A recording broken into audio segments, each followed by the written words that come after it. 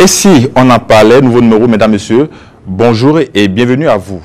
La cessation définitive des fonctions entraînant la perte de la qualité d'agent de l'État résulte de la démission, du licenciement, de la révocation, du décès de l'agent ou de l'admission à la retraite. Et c'est justement ce dernier point qui s'agira dans cette émission. L'admission à la retraite, de quoi s'agit-il réellement? Quels sont les régimes qui organisent juridiquement les retraités au Bénin? Comment préparer sa retraite et la réussir? Autant de questions dont on parlera au cours de cette émission avec notre invité averti dans le domaine. Moustapha Idrissou est administrateur du travail à la retraite, consultant en management des ressources humaines, ancien sous-préfet. Je vais m'en arrêter là pour ne pas dévoiler votre CV. Bonjour, cher invité. Bonjour. Alors, il n'est pas rare d'entendre dans l'opinion certains parler de « je suis à la retraite, je suis à la retraite ». Quand on parle de la retraite, de quoi s'agit-il réellement? La retraite, dès qu'on vous engage, tout a une fin. Si vous travaillez, vous commencez au point A, vous devez aller au point B. Exactement. Si vous avez la chance. Donc la retraite, c'est une grâce. La retraite n'est pas donnée à tout le monde. Comme vous l'avez dit au départ, tu peux commencer et mourir en chemin. En chemin, exactement. Si tu meurs en chemin, tu n'auras pas de retraite. Tu peux commencer et détourner des fonds. Tu seras révoqué ou licencié. Tu peux commencer et l'entreprise a des difficultés, elle peut fermer. Exactement. Peut vous licencier, licenciement collectif. Donc la retraite, c'est celui qui commence et qui finit. Et qui finit. Quand il finit, on dit va te reposer. Alors, tu perds ta qualité de travailleur ou de fonctionnaire. Et on te libère. Alors, quand on parle de la retraite au Bénin, il y a un régime juridique qui organise tout cela. Nous allons décortiquer cela avec nos téléspectateurs. On commence par la loi numéro 86-014 du 26 septembre 1986 portant code des pensions civiles et militaires de retraite et ses lois modificatives. En tout cas, quand on parle de cette loi, que comprendre en réalité? Dans tous les pays francophones, nous avons la fonction publique. C'est l'État qui est l'employeur. La fonction publique est surtout dans toutes les communes du Bénin. Tous ceux qui travaillent, les insisteurs, les infirmiers, les enseignants. Donc, tous ceux qui travaillent, qui sont recrutés par la fonction publique. Donc, c'est ceux-là qui sont régis par cette loi-là. Cette loi, comme vous le voyez, date de plus de 3 décennies. Donc, c'est la loi 86-14 du 26 février 1986, portant code des pensions civiles et militaires. Ça régit bien aussi bien les militaires que les civils. Donc, cette loi a connu de plusieurs changements et la dernière, c'est la loi 95-19 du 2 avril 1995. Exactement. Cette loi avait été votée par l'Assemblée. Je vais vous raconter un peu son histoire. Oui, allez-y. Votée par l'Assemblée, il y a un délai pour que le président promulgue cette loi. Ça n'a pas été fait. Ok. Donc l'Assemblée a saisi la Cour constitutionnelle qui l'a rendue exécutoire. Mais avec elle rentre, il faut qu'elle soit publiée au journal officiel. Et pourquoi le président de la République n'a pas promulgué cette loi? Est-ce a dit que cette loi n'est pas, en tout cas... Bon, en temps, il a demandé une deuxième lecture, enfin, de revoir encore le test, tellement que ça n'a pas été fait. Bon, le délai est passé, on ne peut pas laisser la loi. Donc, ça a été rendu obligatoire à partir du 15 novembre 1996. C'est le jour-là, si vous prenez le journal officiel, vous allez voir que c'est publié. À partir de cette date-là, c'est fini. Et donc la loi a commencé à être appliquée. Oui. Ceux qui devaient aller à la retraite à partir de ce jour-là ont une prolongation puisque l'âge de départ à la retraite, je vais l'expliquer tout à l'heure, a été modifié totalement. Avant, nous on est partis. Moi, je suis parti il y a 12 ans. C'était les cadres supérieurs partent à 55 ans d'âge ou 30 ans de service. Exactement. Donc, si vous avez rappelé l'une des conditions, automatiquement vous partez. Maintenant, l'Assemblée a balisé le terrain et a ramené les dates de retraite en tenant compte de l'âge de chaque individu. Travailleur. Okay. Donc, comme ainsi planté, je vous dis, cette loi, ceux qui sont concernés par la loi, j'avais déjà dit les civils. Et les militaires. Les militaires. Donc, les magistrats aussi sont concernés. Hein? Et dans les militaires, là, ils vont voir la police, la gendarmerie, les eaux et forêts, les sapeurs-pompiers, les paramilitaires, tout ça, la confondu sont dedans. Donc, la douane aussi. Donc, tous ceux-là sont concernés par cette loi. En dehors de ceux-là, leurs géniteurs, les enfants qu'ils ont, si au cours de sa carrière, un agent peut mourir, s'il ne fait pas 25 ans de service, il a cotisé pendant ce temps-là. Donc, on va répartir cette pension-là qu'on va donner à la veuve et aux enfants, aux orphelins mineurs. Les orphelins mineurs, c'est ceux qui ont entre 0, 1 an et 20 ans. C'est ceux-là qu'on appelle mineurs. Mineurs, exactement. Alors, M. Moustapha Idrissou, quelles sont les conditions pour avoir droit à une retraite au Bénin? Dans la fonction béninoise. On a pris le premier volet. Oui, exactement. D'accord. Ici, dans la fonction béninoise, les corps sont catégorisés. Exactement. A, c'est les cadres supérieurs. Oui. B, les cadres moyens. C et D, les cadres d'exécution. Ok. Donc, en fonction de cette catégorisation... Oui. Avant de détailler les catégories, alors dites-nous, quand on parle de catégorie A, qui sont ceux qui sont inclus dans cette catégorie? Les catégories A, il y a A1, A2, A3. Exactement. A3, bac plus 3, dans une école professionnelle. Ok, d'accord. A2, maîtrise plus 1 an de formation dans une école professionnalisée. A1, ENA2. Ils ont la maîtrise, sont allés à l'école nationale d'administration de magistrature, ENAM. ENAM 2. Ok. Donc, ce sont ceux-là qui sont inclus dans la catégorie A. Exactement. Et la catégorie B? La catégorie B, c'est à partir du bac. Tout au moins. Bac. Bac tout court, c'est B3. Bac plus 1 an de formation, B2.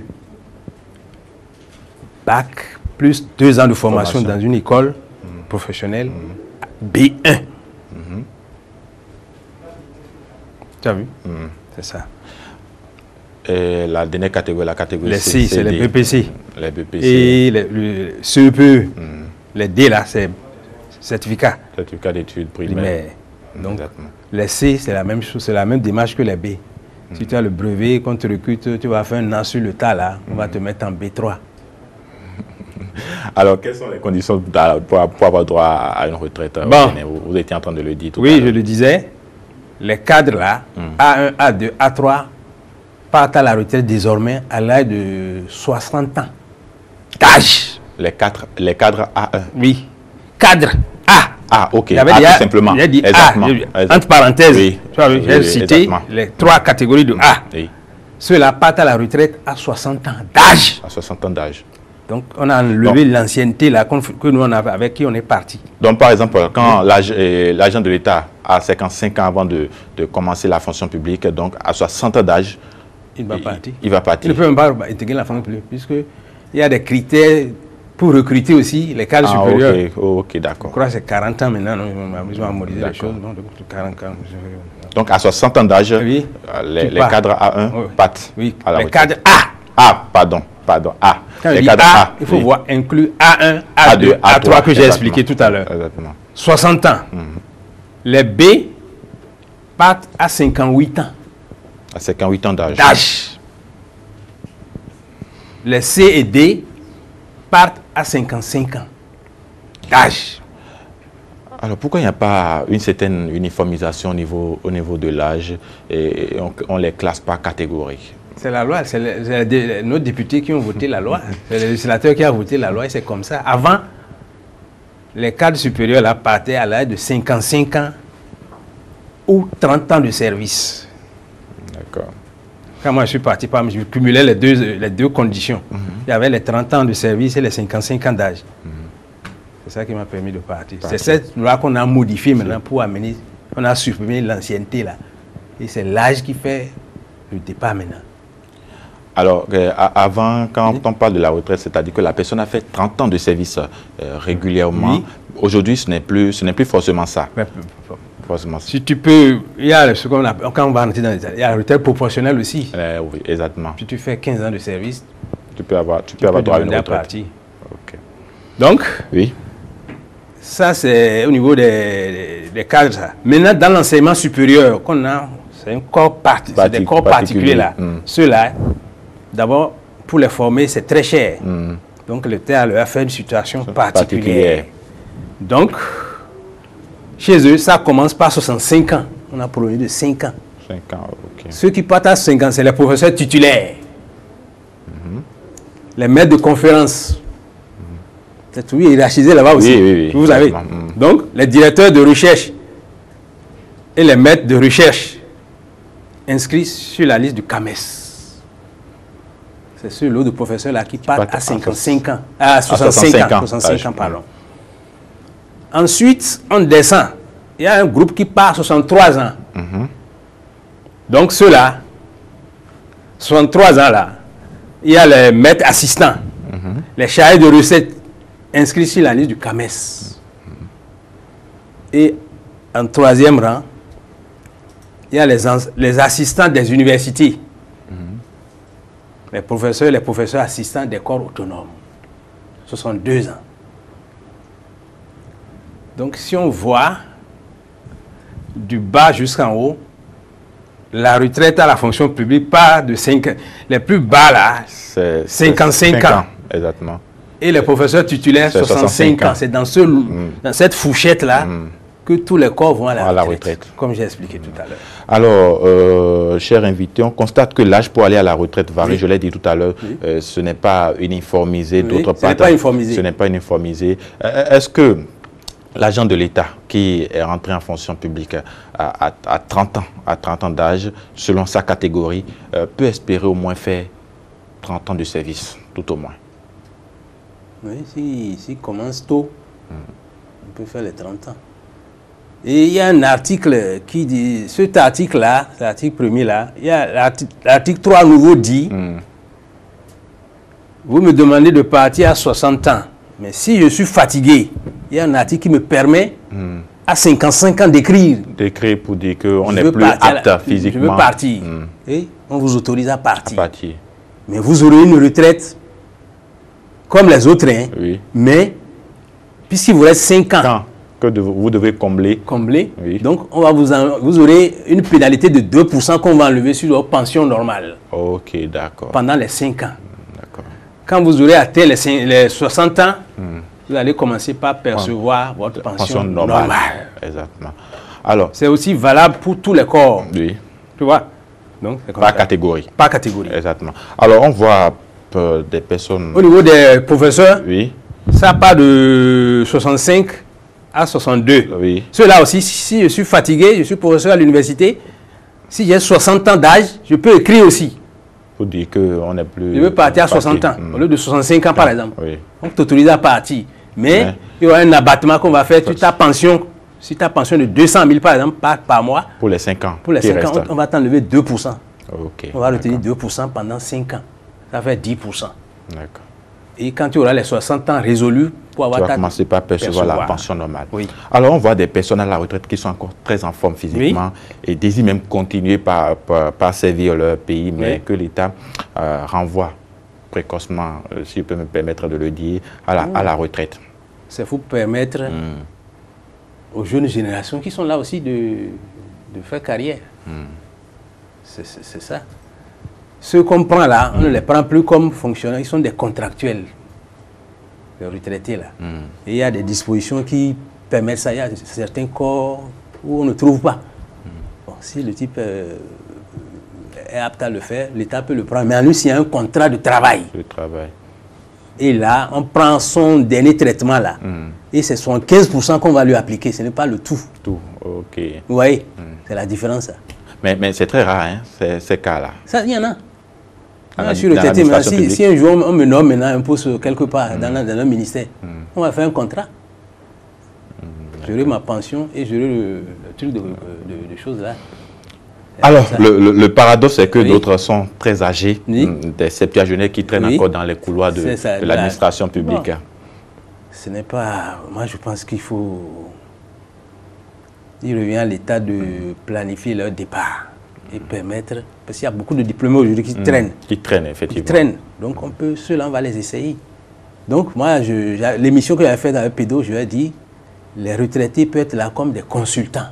Exactement. S'il y a de gros dossiers, on peut leur faire appel. Et il a même demandé à ce que le président de la République instruise son secrétaire général pour qu'on ait le répertoire des retraités corps par corps, les catégories supérieures, là, les cadres. Ah là, tu vois. Donc, s'il y a des... Moi, je suis administrateur du travail. S'il y a des domaines dans lesquels le ministère du Travail veut faire un travail, ils peuvent appeler à quelques retraités pour les aider à faire concevoir les choses. Alors, Moustapha Idrissou, quand on parle de la retraite, il y a toujours quelque chose qu'on attend, la pension. La pension. De quoi s'agit-il? La pension de vieillesse. Dès que tu commences pas à travailler et que tu es titularisé, il y a un pourcentage de ton salaire qu'on prend, qu'on met au niveau du Fonds national de retraite du Bénin. Donc, avec la nouvelle loi là, quand on était parti, c'était 6% pour le travailleur et l'employeur État cotise 14%, ça faisait 20%. Maintenant, avec la nouvelle loi, c'est reporté et ils ont augmenté. Le travailleur supporte 8% et l'État employeur 17%, ça fait 25%. 25%, exactement. 25%. Donc aujourd'hui, c'est 25% qu'on enlève tous les mois. L'employeur cotise, le travailleur aussi cotise durant toute sa carrière. Et à la fin de ces vieux jours, c'est cette retraite qu'on lui donne qu'il prend, en fonction du grade sur lequel il est parti. Alors, il y a différentes sortes de pensions, hein, oui. Vous l'avez dit tout à l'heure. Oui. Pour nous citer quelques... Pension de vieillesse, si tu as tes 60 ans, tu pars, on te paie entièrement ce que tu as droit.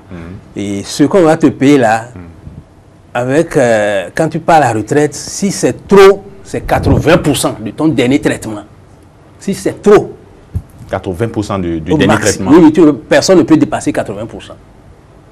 C'est ça, on les appelle ça les annuités. Un an te donne 2 points.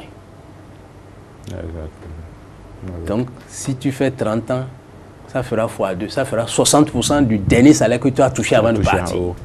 C'est ça, c'est le principe de base. Ça. Alors, quand on est admis à la retraite, est-ce qu'on a droit automatiquement à cette pension? Ou bien il y a une démarche à mener pour... Il y a les pièces qu'il faut donner. Hein? D'abord, quand on te recrute, tu as un acte d'engagement. Si tu vas à la retraite, on met fin à tes activités, on te donne l'acte de retraite. La fonction publique prépare ça, envoie ça au budget. Budget, contrôle financier, ministère des Finances. Ça fait le tout, ça revient. Tous ces ministres la signent. Et tu as ton arrêté de mise à la retraite. Après, tu vas au ministère des Finances. Le Fonds national des retraites du Bénin est logé à la direction générale du budget. Vous constituez un dossier, les pièces, les photos, on va vous demander beaucoup de choses, l'acte de naissance, tout ça. Vous constituez. Et quelques mois après, on reçoit votre livret. Livret de pension. Le livret de pension que vous avez. Votre livret a un numéro. Et c'est avec ça que chaque mois, on a une fiche de pension comme les fiches de paie qu'on nous donne là. Chaque mois, on prend ça aussi. Donc le livret de pension ne sert qu'à ça. Oui, au début, on te donne ça. Après, c'est la fiche de pension qui va venir 2 ou 3 mois après. Donc, quand, je suppose, quand l'agent de l'État prend sa retraite, il lui faut encore combien de temps comme ça pour commencer par percevoir sa pension? Tout dépend des démarches. Les démarches menées dès qu'on vous recrute, vos actes administratifs, il faut bien les conserver. Vos avancements d'échelon, tout ce qu'on vous demande, il faut avoir l'acte avec vous.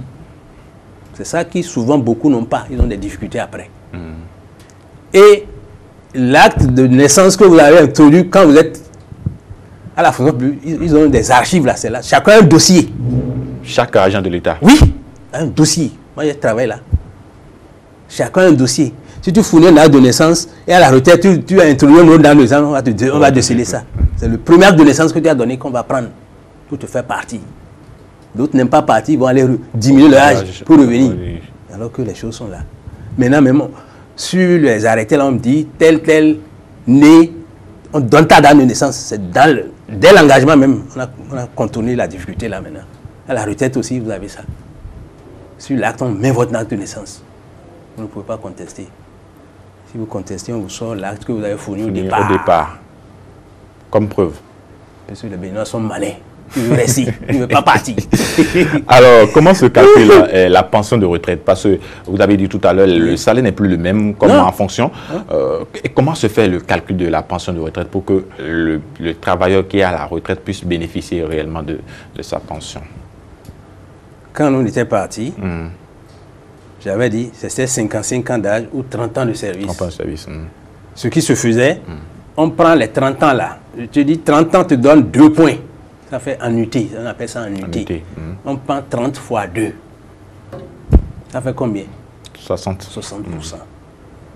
Si tu as eu la chance d'être décoré dans l'ordre national du Bénin, moi je l'ai eu. Chevalier de l'ordre national, vous l'êtes.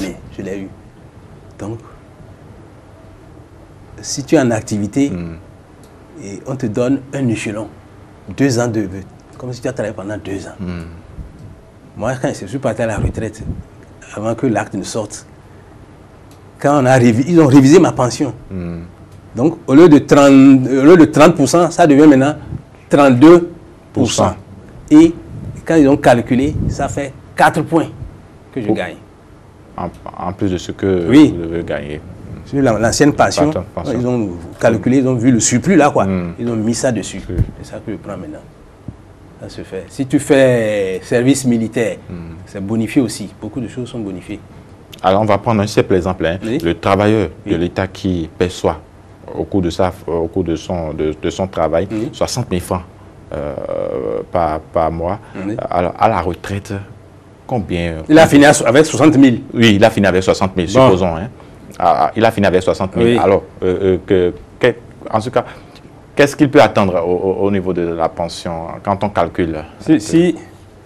S'il a 60 000 francs et qu'il fait, on calcule, on voit à peu près, il a fait 30 ans de service. Oui. Bon.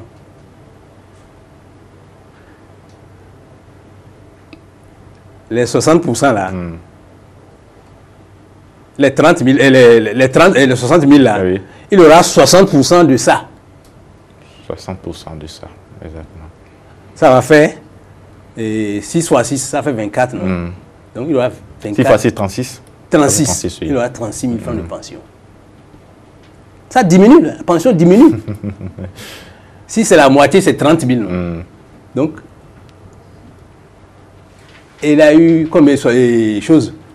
Fois 2, non? Oui, fois 2. Attendez, ça fait, la pension là, ça fait 60 000, tu as dit? Oui, le dernier salaire fait, 60 000. Donc, francs. Maintenant, il a fait 30 ans de service. Donc, ça fera 60%. Oui. Sur 100. Oui. Tu vois? Il aura 36 000 francs de pension. 36 000 francs de pension. Oui. Par mois. Oui. Net. Est-ce que ces 36 000 francs-là peut, en tout cas, lui permettre de subvenir à ses besoins? C'est pourquoi il faut préparer sa retraite bien avant le départ. Exactement. Nous allons revenir là-dessus tout à l'heure. Alors, l'agent de l'État qui est en pleine fonction décède. Oui. Je suppose qu'il a fait 15 ans de service. Oui. Il devrait en faire 30 au moins. Oui. Il fait 15 ans de service et décède. Il décède. Comment ça se passe? Bon. S'il a fait 15 ans, il peut prétendre à une pension proportionnelle. Proportionnelle. Donc, on va calculer cette pension-là. Et c'est la veuve qui prend une partie et les enfants mineurs une partie. Une partie. D'accord. Alors, s'il n'a pas fait 15 ans de service, oui. On calcule le truc là.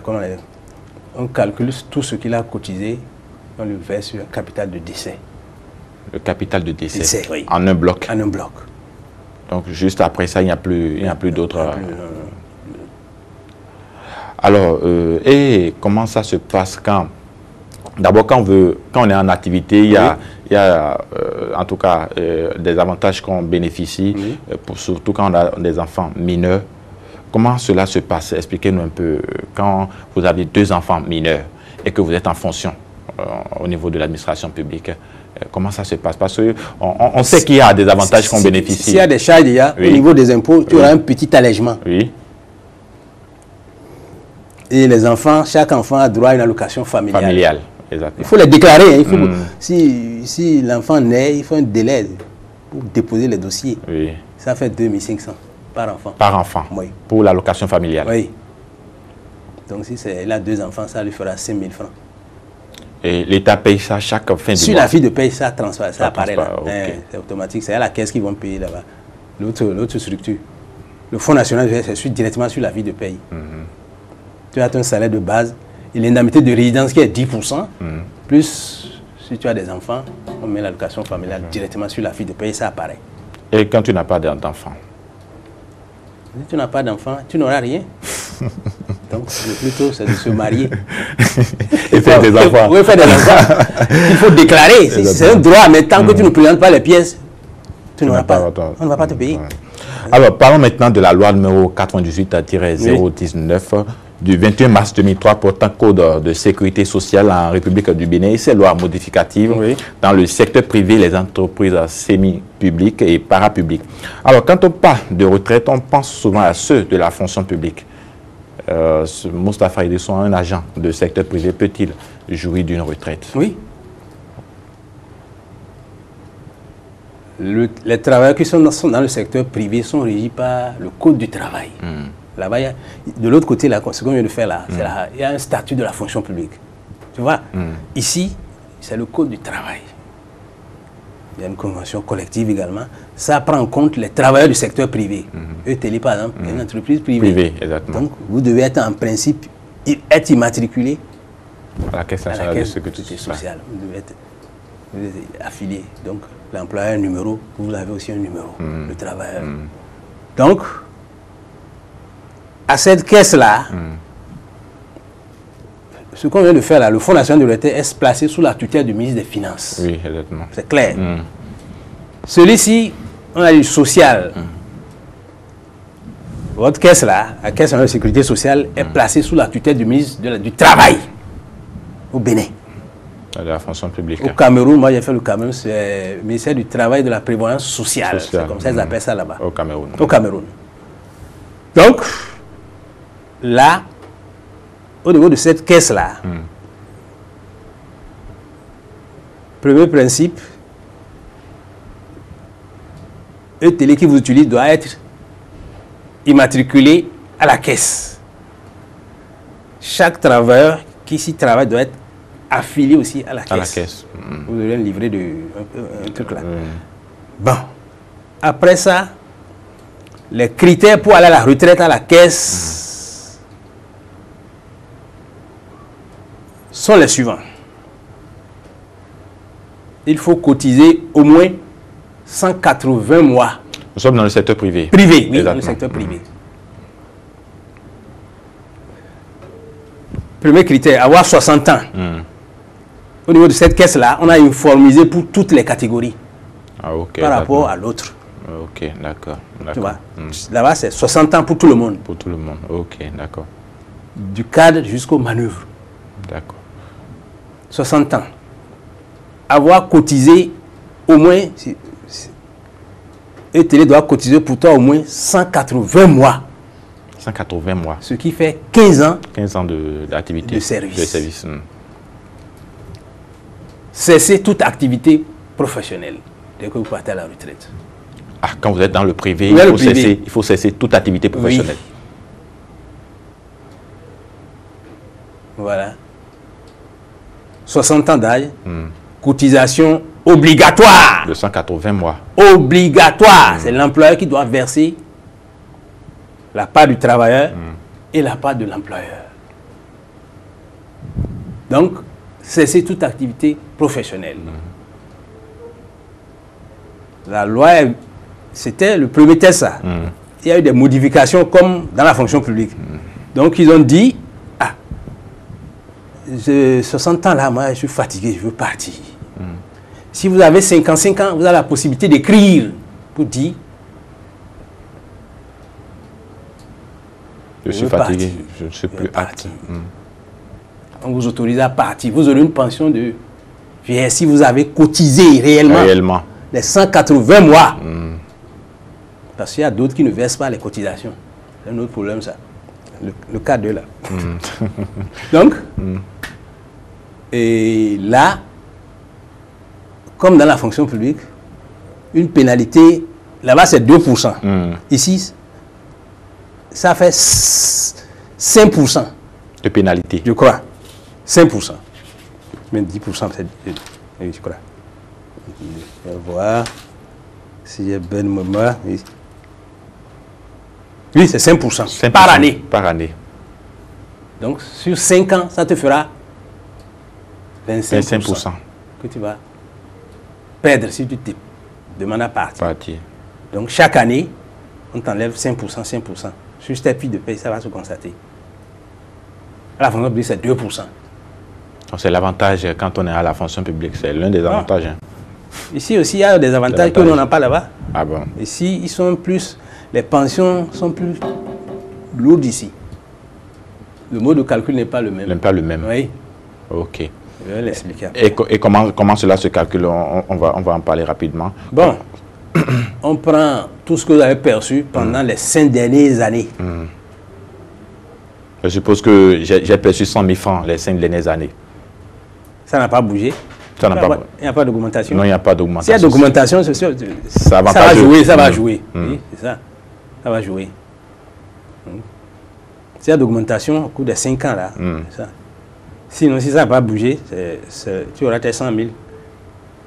À chaque fin du mois. Oui. C'est ça. Donc, les critères, la CNSS, là, vous avez compris? Oui. Le premier principe, c'est les 60 ans d'abord. Ensuite, cotiser 180 mois. 180 mois. C'est toute activité professionnelle.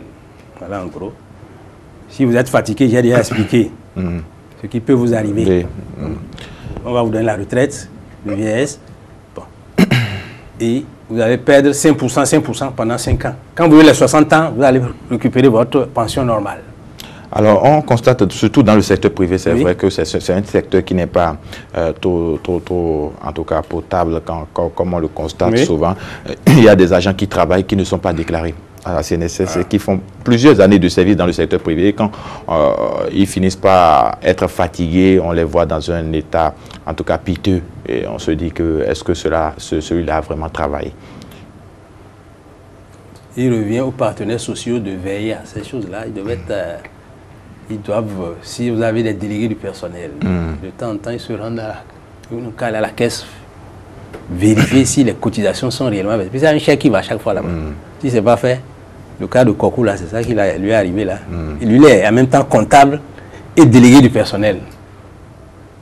Il n'a pas joué son rôle. Exactement. Quand son tour est arrivé,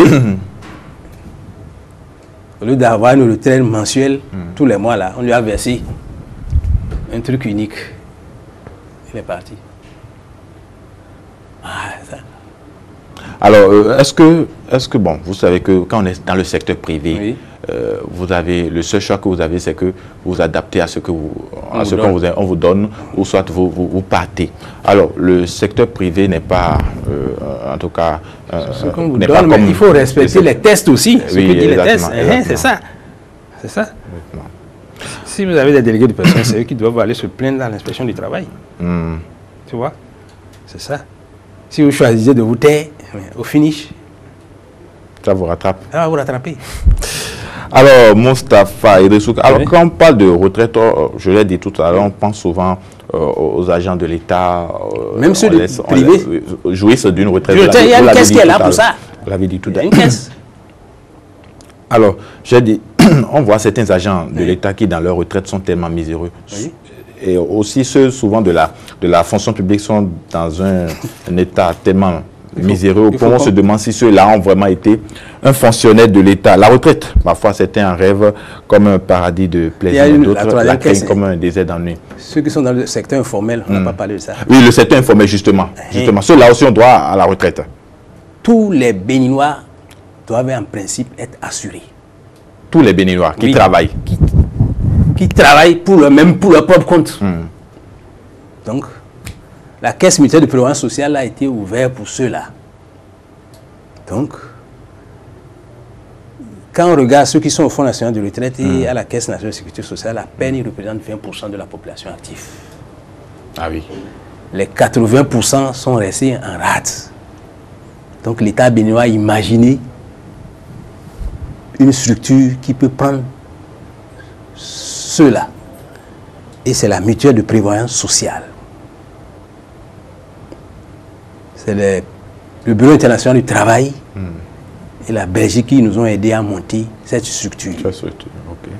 Donc le siège est à Cotonou ici et à Kwakwa ici. Donc dans l'ancien chef-lieu du département là, il y a des antennes. Parakou, Natitengu, Lokosa, Port-Nouveau, Abomey. Il y en a. Donc ça prend en compte les travailleurs indépendants, les agricoles, ceux qui sont dans l'informel aussi. Ici, ce n'est pas obligatoire, c'est volontaire, c'est toi qui vas te présenter là pour avoir une carte d'adhésion. Et tu commences par cotiser. Donc quand on est dans le secteur informel, personne ne vous oblige. Vous êtes libre de le faire. Oui. Pour pouvoir préparer votre retraite. Parce que vous serez fatigué au matin. Vous ne pouvez plus continuer.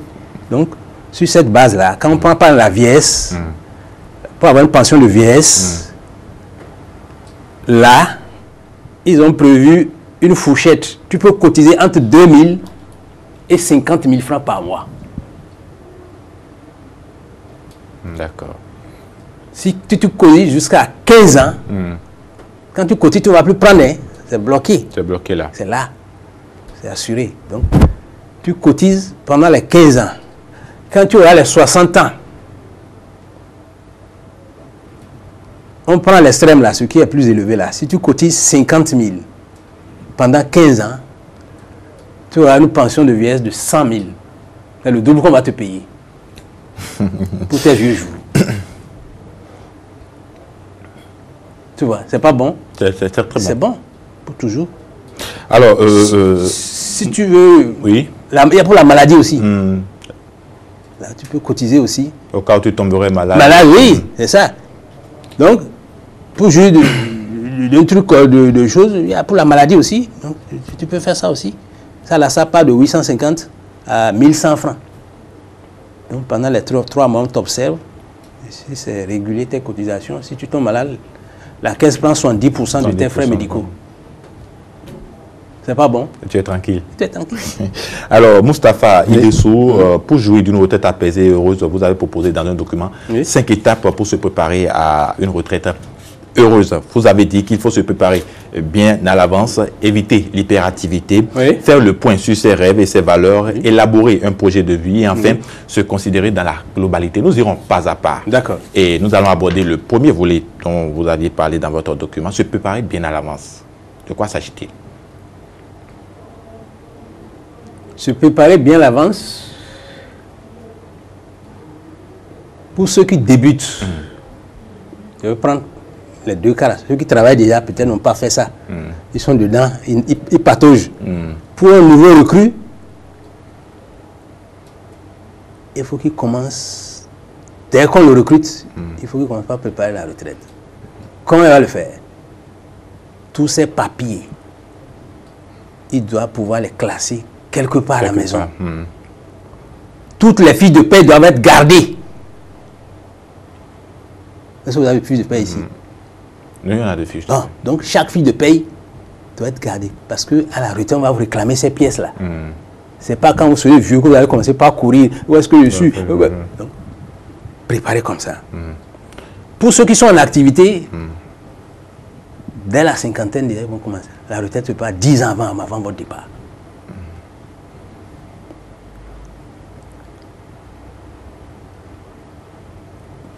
Parce que d'autres digèrent mal la retraite. Ça les surprend. Alors que si tu commences par travailler, tu peux connaître ta date de départ. Et en fonction, tu commences par te préparer. C'est ça qui surprend beaucoup de gens. D'autres font la retraite sans chier. Alors, si tu t'amuses dans les buvettes, le sexe... À gaspiller l'argent. au finish, ça va te rattraper. Ça va te rattraper. Alors, il y a Badé Oui. Rodriguez qui dit que la retraite se prépare dès la cinquantaine. La cinquantaine. Pour un cas, on a dit c'est 60 ans, maintenant non. Donc dès que tu as 50 ans, il faut prendre conscience. Tu le saisis rapidement. Commencez pas à t'apprêter. Mais ça dépend de la catégorie aussi. Oui. C'est ça. Et si c'est l'autre qui a 55 ans, exactement. À 40 ans, et à 45 ans, c'est ça, non? Oui. C'est ainsi de ça. C'est la dernière pente, ça, tu descends. Il y a 3 étapes. 10 ans, 10 ans. La troisième, 30 de 10 ans, là. C'est comme si tu descends sur une pente et que tu peux tomber. Donc, tu commences pas à t'apprêter. T'apprêter à quoi? Commencez pas à réfléchir. Après, quand j'aurai la chandelle, qu'est-ce que je vais faire encore? Moi, je suis à la retraite, ça fait 12 ans déjà. Si je suis aussi aujourd'hui à ETélé, j'ai créé quelque chose qui me permet de mes retards de lecture, de pouvoir animer des séminaires. C'est ça. Alors, donc, il faut être lucide. Donc, être attentif à tous les événements heureux. Vous aurez un carnet, je l'ai même ici, j'ai un petit carnet, je note. Donc, d'autres acceptent difficilement la retraite. Parce qu'il y a un vide qui va se créer. Exactement. Et le vide là, si tu ne sais pas faire, c'est ça qui fait que d'autres meurent vite. Vite, exactement. C'est ça. Donc, alors, nous préparer ton épouse au vide aussi. Commence pas à l'expliquer. Donc quand on va partir à la retraite, les choses ne sont plus les mêmes. Les choses ne sont plus les mêmes. Le pouvoir d'achat va diminuer. Donc on ne peut plus mener le train de vie qu'on menait. Exactement. Donc leur expliquer ça. Alors le temps imparti à cette émission, nous tirons vers sa fin. Alors, nous allons parler du dernier point, de la dernière étape, se considérer dans sa globalité. Oui. Les autres points sont aussi bons. Oui, nous allons peut-être y revenir dans une prochaine. Et les témoignages, se considérer dans sa globalité, de quoi s'agit-il? Très rapidement, en 1 minute. Quand on est au clair de ses envies et de ses valeurs, on réfléchit à un vrai projet. Tous ceux qui vont à la retraite doivent avoir un projet de société. Oui. Parce qu'on a 2 types de retraités. Ceux qui ils pensent que la retraite, c'est pour venir s'amuser. Les loisirs. D'autres considèrent la retraite comme un désert d'ennui. Vous vous rendez compte? Alors qu'en principe, si vous avez bien préparé votre retraite, vous serez comme un consultant.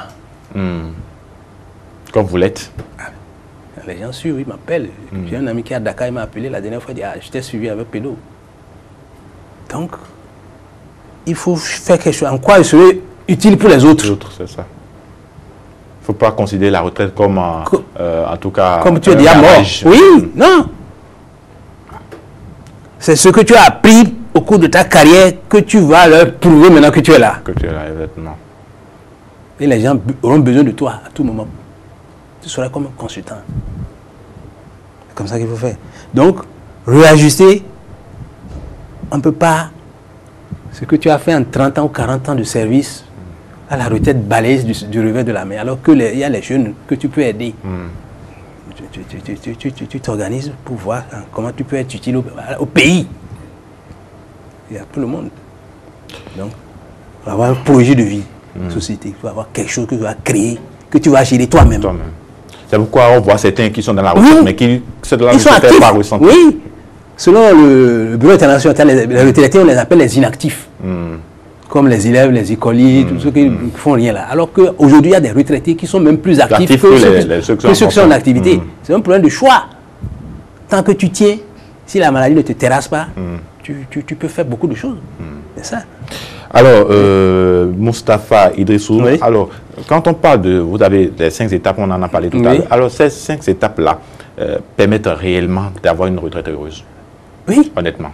Si tu t'organises et que tu es appelé de gauche à droite à animer des trucs. Moi, j'ai une OMG où j'anime des séminaires. Est-ce que ça ne me procure pas un revenu supplémentaire? C'est vrai. Par rapport à d'autres qui sont dans les buvettes. C'est un choix qu'il faut faire. Moi, je n'ai pas ce temps-là. Je lis beaucoup maintenant. Je n'avais pas le temps. J'avais acheté des livres quand je suis allé au Maroc, au Cameroun, un peu partout. J'ai acheté des livres que je n'avais pas pu lire quand j'étais en activité. Maintenant, j'exploite ces livres-là. Et de temps en temps, les gens me sollicitent pour des séminaires.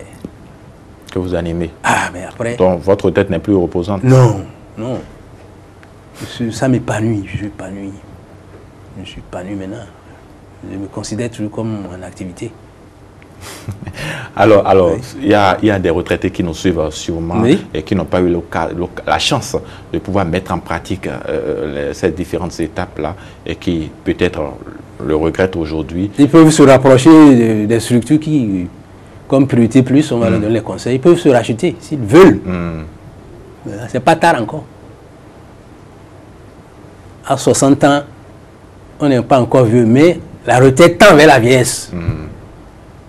Si tu peux faire ça au moins pendant 10 ou 15 ans encore, pourquoi pas? Tu es épanoui. Donc, d'autres se lancent dans des choses. Et la loisiveté. Un psychologue a dit dans le document, ceux qui réussissent le plus, c'est ceux qui ont choisi ce qu'ils ont appris quand ils étaient en activité. Tu vois. Je vois des gens, ils sont enseignants, ils disent qu'ils ont de ferme. Au bout du rouleau, le peu de pension qu'ils prennent là va dans le champ encore. Et au finish, ils ne récoltent rien. Après, c'est des pertes. Pertes sèches qu'il va faire. C'est ça. D'autres construisent beaucoup de maisons parce qu'en temps, ils avaient des moyens. Aujourd'hui,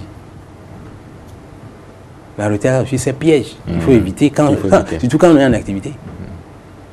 Donc, éviter d'éparpiller ses efforts.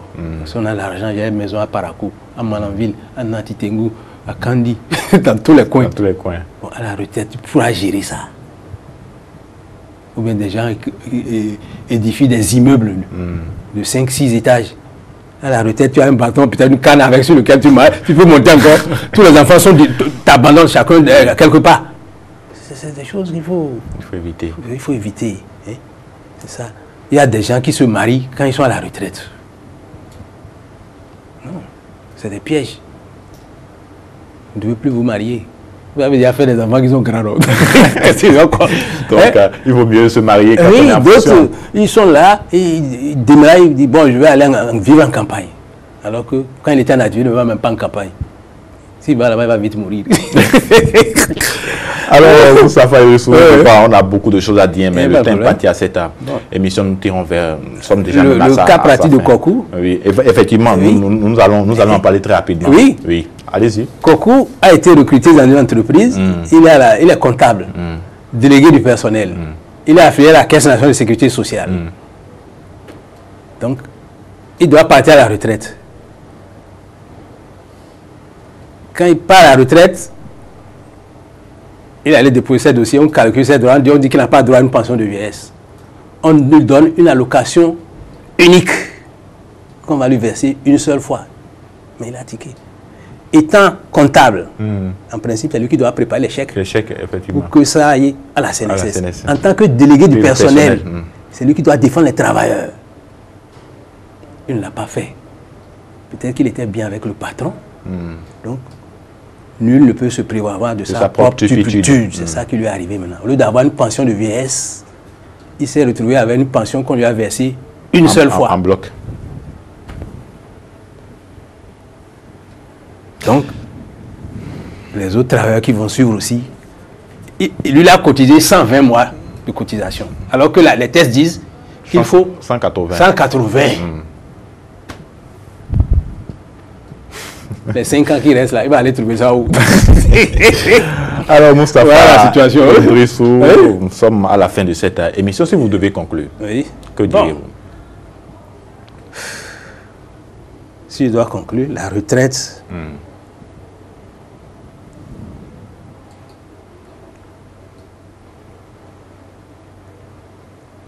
l'homme naît, il grandit, et après il meurt. Le travail, là, si on va travailler, il faut savoir qu'un jour, tu vas partir. Obligatoirement. Bon, si tu pars, en partant, il faut baliser un peu le terrain. Ce que beaucoup ne font pas. La retraite surprend d'autres.